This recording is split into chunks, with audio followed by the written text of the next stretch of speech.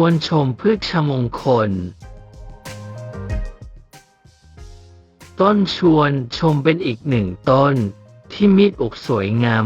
มากๆโดยถ้าใครได้ปลูกเอาไว้บริเวณบ้านมีความเชื่อว่าจะช่วยเสริมเสน่ห์ให้คนในบ้าน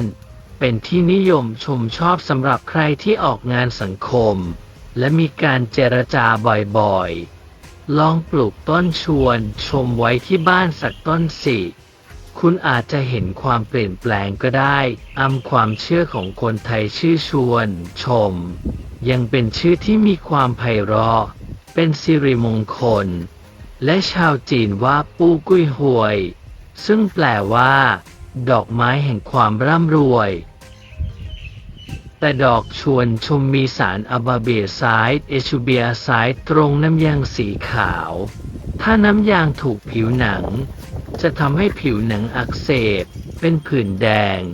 ถ้าเข้าตาจะอักเสบกินเข้าไปจะเป็นพิษแต่น้ำยางมีรสขมมากโอกาสกินมีน้อยถ้ากินจะมีผลต่อหัวใจอาการเบื้องต้นจะทำให้ปวดศีรษะคลื่นไส้อาเจียนท้องเสียตาพร่าหัวใจเต้นอ่อนความดันลดลงอาจตายได้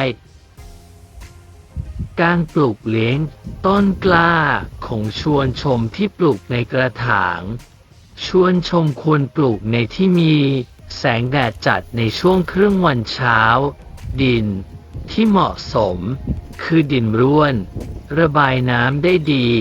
สูตรที่นิยมให้ปลูกคือดินร่วนผสมใบก้ามปูหมักในอัตราส่วน3:1หรือดินปลูกสำเร็จรูปขึ้นอยู่กับความเหมาะสมควรชมลำต้นนุ่นน้ำได้ดีการให้น้ำจึงไม่ควรให้บ่อยจนเกินไปอย่างน้อยสัปดาห์ละ1 ครั้งการให้ปุ๋ยชวนชมควรใช้ปุ๋ยสูตร16 สุดเสมอในปริมาณแต่น้อยทุก2 สัปดาห์เมื่อโตเต็มที่จึงเปลี่ยนเป็นปุ๋ยเร่งดอกสัปดาห์การตัดตกแต่งกิ่งต้นชวนชมโดยธรรมชาติของชวนชมเป็นต้นไม้ที่มีความอ่อนช้อยการตัดแต่งกิ่งควรตัดกิ่งแก่เกงก้างออกไป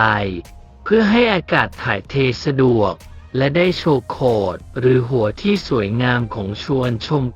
การขยายพันธุ์ชวนชมทำได้โดยการเพาะเมล็ดและการเสียบยอดซึ่งเป็นวิธีที่ได้ผลดีที่สุดการเพาะเมล็ดควรใช้เมล็ดใหม่ไม่ควรใช้เมล็ดเก่า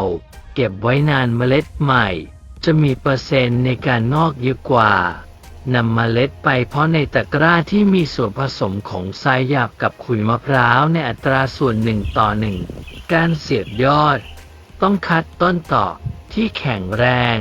ขนาดต้องการจากนั้นตัดยอดของต้นต่อขวางผ่าให้เป็นรูปตัววีและนำยอดพันธุ์ดีของชวนชมซึ่งเป็นพันธุ์ที่คัดเลือกไว้แล้วความยาวประมาณ 1.5 ถึง 2 นิ้วแล้วบากให้เป็นลิ่มแต่ขนาดให้พอดีกับรูปตัววีที่ผ่าไว้ที่ต้นต่อจากนั้นนำยอดพันธุ์ไปเสียบที่ต้นต่อระวังอย่าให้ต้นช้ำพันด้วยพลาสติกสายพันธุ์ต้นไม้คลุมด้วยถุงพลาสติกแล้วมัดด้วยเชือกตั้งทิ้งไว้ประมาณ 10-15 วันจะสังเกตเห็นชวนชมที่นำไปเสียบเริ่มแตกใบอ่อนจึงแกะถุงพลาสติกที่คู่ลมออกจะได้ต้นชวนชมพันธุ์ใหม่ที่ต้องการตอนและปักชำเลือกกิ่งที่ไม่อ่อนจนเกินไปใช้มีดบากกิ่งเป็นแนวเฉียงให้เอียงประมาณ45 องศาบากเข้าเนื้อกิ่งสักประมาณ 80-85% การรอยบากไว้เพื่อป้องกันไม่ให้เนื้อที่บากเชื่อมติดกันอาจจะเป็นพลาสติกเช่นหลอดกาแฟบีบให้แบนทิ้งไว้ประมาณ 3-4 วันเมื่อแผลแห้งดีแล้วก็ใช้วัสดุที่มีความชื้นสัก 20-30% เช่นขุยมะพร้าวห่อหุ้มให้มิดชิดทิ้งไว้จนรากเดินเต็มถุงก็ตัดออกมาเอาปูนแดงทาที่แผลปล่อยให้รอยแผลที่ตัดแห้งดีแล้วก็นำไปปลูกต่อไป ส่วนการชำก็เพียงตัดกิ่งที่จะชำออกมาจากลำต้นทาแผลด้วยปูนแดงปล่อยทิ้งไว้ 2-3 วันจนแผลแห้งแล้วนำลงไปชำในทรายที่มีความชื้นพอประมาณทิ้งไว้จนแตกใบใหม่ซึ่งแสดงว่ารากเดินแล้วก็ถอนไปปลูกในกระถางต่อไปแต่การชำจะมีเปอร์เซ็นต์เสียมากกว่าการตอนทั้งการตอนและการชำหากจะให้ผลดีควรทำต้นฤดูฝนจะได้ผลดีกว่าวิธีปลูกชวนชมมักจะประสบความสำเร็จในหม้อมากกว่าในดินอย่างไรก็ทั้งสองอย่างเป็นไปได้ขึ้นอยู่กับสภาพท้องถิ่นดินในพื้นที่ปลูกของคุณควรชื้น